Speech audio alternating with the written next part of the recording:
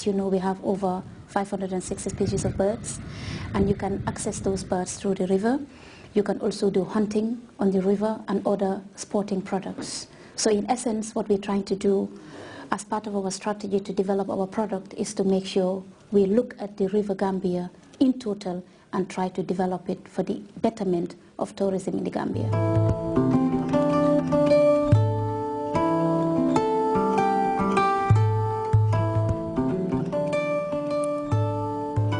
The River Gambia is joined by numerous creeks called bolongs. Among them the renowned Bintang Bolong on the south bank, which flows into the river from the south.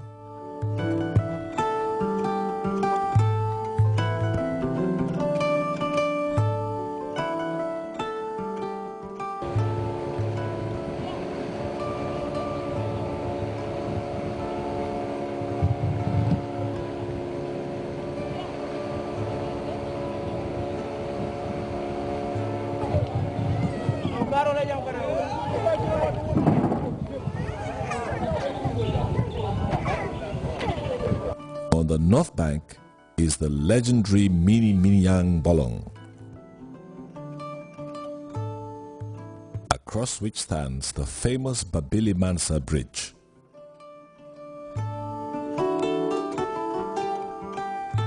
An epic reference to the heroic courage of the Gambian president who built the bridge. The River Gambia is one of Africa's finest waterways that is navigable far inland, even by large vessels.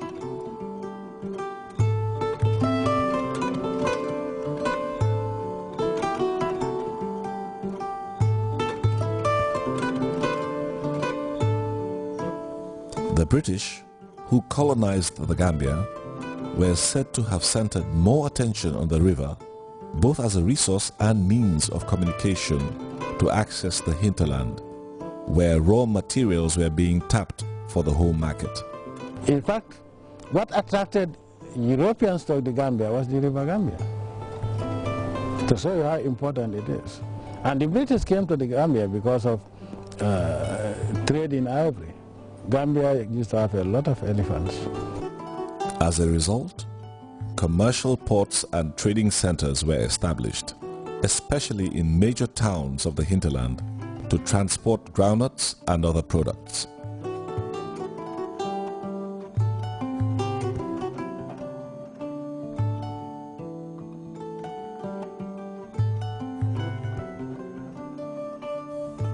But from the shores of Janjanbureh, the distant horizons of the River Gambia explain an older story, and a more painful one. Before colonization, the Gambia, like the rest of sub-Saharan Africa, went through a dark period of slavery when thousands of locals were transported to Europe and America as slaves. On these very shores are the relics of slave trading posts from where young and able-bodied Africans were shipped to the New World.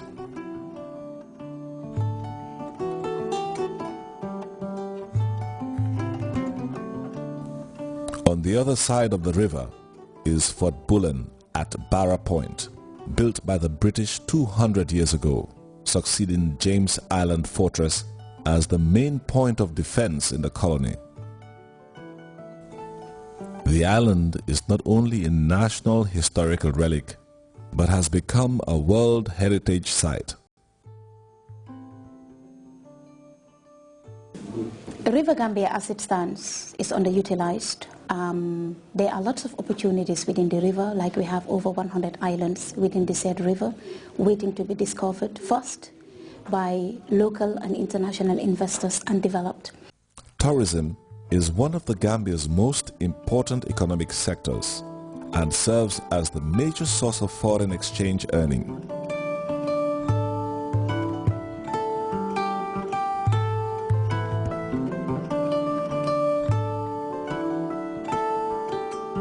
Along various parts of the riverbank are tourist resorts and camps that host series of visitors mainly from European countries.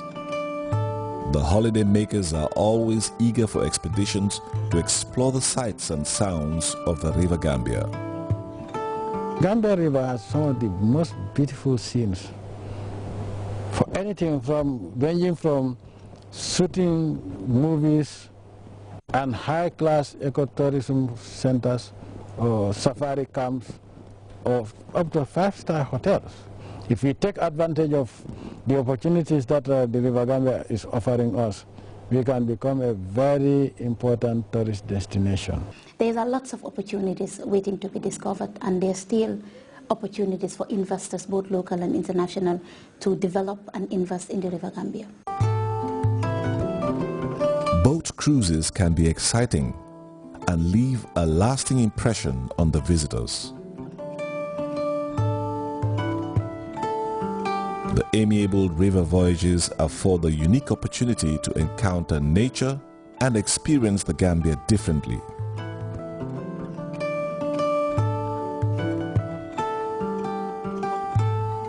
Oyster Creek is the center of an area of creeks and waterways which can be visited from Banjul.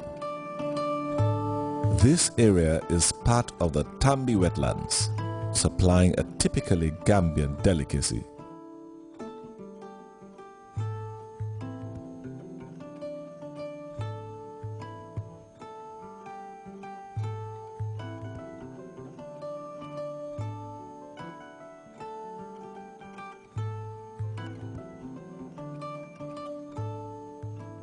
Nanin do koni yohosoni ana fawar tabakel katu wolle na dimbaya ngam fa sutra walla ndi walla ha karambunjo nka soto walto mfa walla hajo nka soto walto mfa walla dewo be nka soto nyinela katu ni anyi ni bato ni nata ya tabi ya wafi ye kodo soto e la hajo kala na bata je fananga fato ngala sole janiala wala nana fa warta bakin bulza. A legion of enthusiastic women embark on the self-employed venture of oyster collection from the creeks, creating a narrow but vibrant market. With sustained domestic demand, oysters are highly prized by local hotels and supermarkets. But a larger percentage of Gambian women have made use of upland areas of the Gambia River, known as Bantufaros, for rice cultivation. Freshwater swamps of the river are suitable for rice growing, and for a very long time, the women have worked on the faros to produce the country's main staple.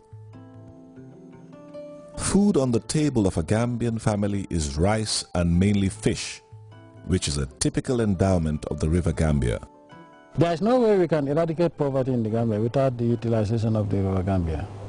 That shows you how important the River Gambia is. On both sides of the river, fishing is a popular trade, with local fisher folk active in venturing out into the water to produce a variety of fisheries products.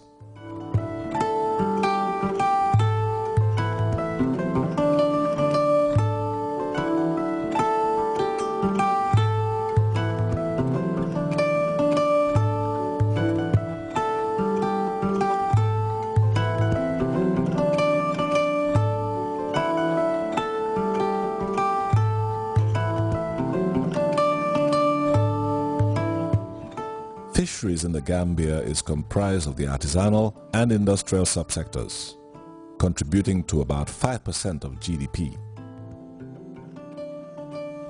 The export of fish yields about 10% of foreign exchange earnings for the country.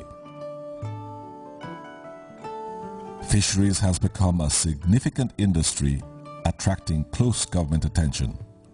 Dedicated national projects have been established to boost production and yields in an important sector supporting the national economy. The projects focus on enhancing storage and marketing for producers. Business.